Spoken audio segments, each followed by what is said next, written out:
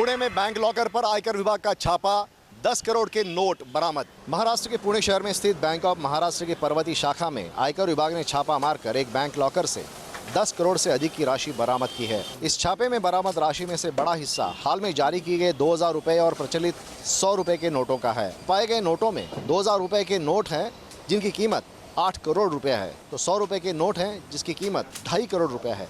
इस मामले में जांच और पूछताछ जारी है। बताया जा रहा है कि ये बैंक लॉकर एक निजी कंपनी का है। बैंक लॉकर में जो 2000 के नए नोट बरामद किए गए हैं वो एक ही सीरियल के। इससे जाहिर होता है कि कहीं ना कहीं बैंक अफसर भी इसमें शामिल है और इसकी जांच आयकर विभाग कर रहा है। वीडियो जर्नलिस्ट कामेश हल्दे के साथ सुभाष शिर्के, न्यूज़ नेशन, मुंबई। नोएडा के एक्सिस बैंक में मिले 20 फर्जी खाते, 60 करोड़ रुपए खातों में जमा। ज्यादातर खाता धारक निकले मजदूर। आईटी विभाग ने किया खुलासा। आयकर विभाग ने नोएडा के सेक्टर 51 के एक्सिस बैंक में फर्जीवाड़े का भंडा फोड़ किया है। आयकर विभाग की छापेमारी में 20 फर्जी कंपनियों के खाते पाए गए हैं और इन फर्जी खातों में 60 करोड़ रुपए की राशि मिली है। इनकम टैक्स डिपार्टमेंट को जानकारी मिली थी कि नोएडा के सेक्टर 51 स्थित एक्सिस बैंक में फर्जी खाते खोले गए हैं, जिसके बाद आईटी विभाग ने बैंक की छानबीन की। जांच में ये बात सामने आई है कि बैंक में 20 फर्जी कंपनियों के खाते खोले गए। इन फर्जी खातों के मालिक दिहाड़ी मजदूर मिले। आरटीजीएस के जरिए ये रकम सौम्या बुलियन ट्रेडर मालिक के खाते में पहुंचा दिए गए। इस जानकारी के बाद आईटी डिपार्टमेंट ने सौम्या बुलियन ट्रेडर के यहाँ भी छापेमारी की। बताया जा रहा है कि इस व्यापारी ने एक महीने में लगभग 600 करोड़ का सोना बेचा है। नोटबंदी के बाद लगातार काले धन को सफेद करने का मामला सामने आ रहा है।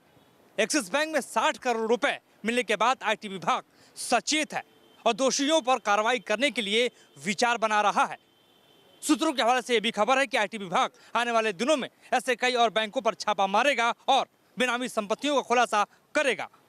वीडियो जर्नलिस्ट आरिफ खान के साथ मोहित दुबे, न्यूज़ नेशन, नोएडा। नोटबंदी मामले पर घिरी बीजेपी एक बार फिर उत्तर प्रदेश में 2500 मोटरसाइकिल खरीद मामले को लेकर विपक्ष के निशाने पर आ गई है। बीजेपी यूपी में कमल संदेश यात्रा के लिए 2500 बाइक्स खरीदने जा रही है। इसकी पहली खेप करीब 250 बाइक खरीदी भी जा चुकी है। ये सभी मोटरसाइकिलें गोरखपुर में बीजेपी के नाम से खरीदी गई हैं। सभी बाइक्स पर बीजेपी का स्टिकर लगा हुआ है। बीजेपी का दावा है कि कार्यकर्ता इन्हीं बाइकों पर सवार होकर लोगों के बीच केंद्र सरकार की उपलब्धियां गिनाएंगे। 196 गाड़ियों का रजिस्ट्रेशन हुआ। 196 वो किसके नाम रजिस्टर्ड हुआ? क्षेत्रीय कार्यालय बीजेपी ऑफिस बेनीगंज गोरखपुर के नाम हुआ। बीजेपी ने ये साफ कर दिया है कि बाइक की खरीद पार्टी कोष से हुई है। इसका भुगतान चेक से किया गया है, लिहाजा वो किसी भी जांच के लिए तैयार है। वीडियो जर्नलिस्ट सूफी खान के साथ विनोद मिश्रा, न्यूज़ नेशन, लखनऊ। संसद के दोनों सदनों में लगातार हो रहे हंगामे और सदन के न चलने से भारतीय जनता पार्टी के वरिष्ठ नेता लालकृष्ण आडवाणी आहत नजर आए। आडवाणी ने कहा, सोचता हूं अपनी संसद सदस्यता से इस्तीफा दे दूं। लोकसभा में भारतीय जनता पार्टी के वरिष्ठ नेता लालकृष्ण आडवाणी ने सदन के न चलने पर दुख जताया। उन्होंने कहा कि मैं रोज सदन में आता हूं, लेकिन सदन नहीं चलता है, इससे मैं आहत हूं। इसके बाद भारतीय जनता पार्टी के कई वरिष्ठ नेताओं ने लालकृष्ण आडवाणी से मुलाकात कर उन्हें मनाने का प्रयास किया। टीएमसी के सांसद इंद्रिस अली ने कहा कि लालकृष्ण आडवाणी ने मुझसे कहा कि अगर आज अटल बिहारी वाजपेयी सदन में मौजूद होते तो वो बेहद दुखी होते, क्योंकि सदन में जिस तरीके से सत्ता पक्ष और विपक्ष के बीच में गतिरोध कायम है और सदन नहीं चल रहा है, इससे आम जनता का बेहद नुकसान हो रहा है। लालकृष्ण आडवाणी ने पहले भी सदन के न चलने पर अपनी नाराजगी जाहिर की थी। आडवाणी ने आरोप लगाया था कि सत्ता पक्ष और विपक्ष दोनों ही नहीं चाहते कि सदन की कार्रवाई चले। वीडियो जर्नलिस्ट जयराम के साथ Ravikant Rai, News Nation, Delhi. Reserve Bank of India के गवर्नर 2 दिन के कोलकाता दौरे पर हैं और इसी दौरान आज कोलकाता में तृणमूल कांग्रेस और लेफ्ट ने डीमोनेटाइजेशन के मुद्दे पर आरबीआई के ऑफिस के सामने किया जमकर विरोध। आरबीआई की मीटिंग में हिस्सा लेने आरबीआई गवर्नर आज सुबह जब कोलकाता के आरबीआई दफ्तर में पहुंचे तो दफ्तर के बाहर लेफ्ट के समर्थक और नेताओं ने जमकर विरोध प्रदर्शन किया। मुद्दा था नोटबंदी का और इसी मुद्दे पर तृणमूल कांग्रेस के विधायक और समर्थकों ने भी आरबीआई के दफ्तर के सामने आज गवर्नर के खिलाफ विरोध प्रदर्शन किया है। आरबीआई के गवर्नर ने आज ममता बनर्जी से भी मुलाकात की है। तृणमूल कांग्रेस के नेताओं के मुताबिक ममता बनर्जी ने आरबीआई गवर्नर के सामने नोटबंदी को लेकर अपनी नाराजगी जताई है। एक ओर कोलकाता में उनके नेता इसके खिलाफ विरोध कर रहे हैं, तो दूसरी ओर दिल्ली में भी उनके सांसद रोज अपनी आवाज उठा रहे हैं केंद्र सरकार के खिलाफ। वीडियो जर्नलिस्ट सुमित सरकार के साथ कोलकाता से Divyani Choubey, news nation.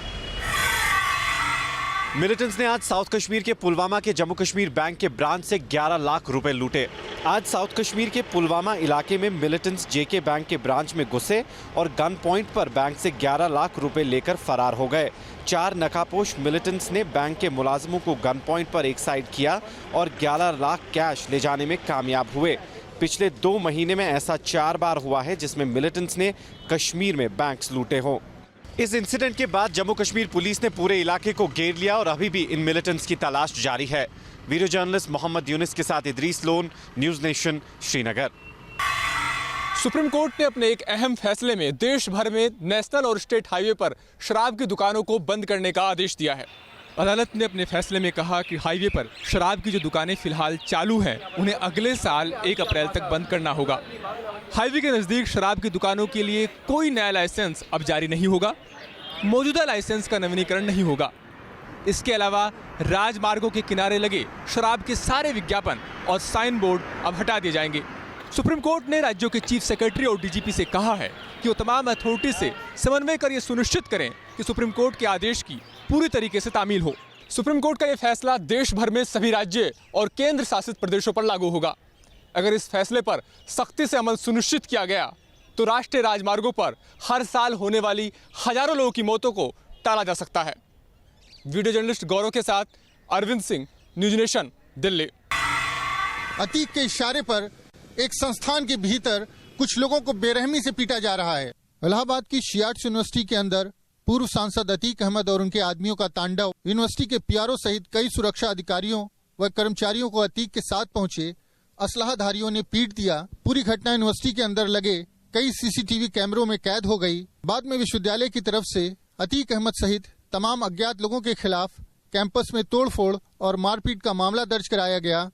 University के अधिकारियों ने बताया कि अतीक अहमद और उनके लोग यूनिवर्सिटी से निकाले गए 2 छात्रों को वापस लेने का दबाव बना रहे थे और बात न माने जाने के बाद अतीक एंड गैंग ने विश्वविद्यालय पहुंचकर बवाल किया। यही जिनके नाम पे एफआईआर दर्ज किया गया था वही लोग आए थे।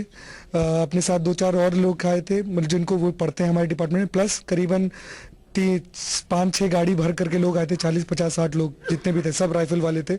मामले के तूल पकड़ने के बाद भले ही अतीक अहमद ने इस मामले पर अपनी सफाई दे दी हो, लेकिन अतीक अहमद को कानपुर कैंट से प्रत्याशी बनाए जाने के अखिलेश के फैसले पर भी सवाल उठने लाजमी है। वीडियो जर्नलिस्ट रितेश सिंह के साथ मानवेंद्र प्रताप सिंह, न्यूज नेशन, इलाहाबाद।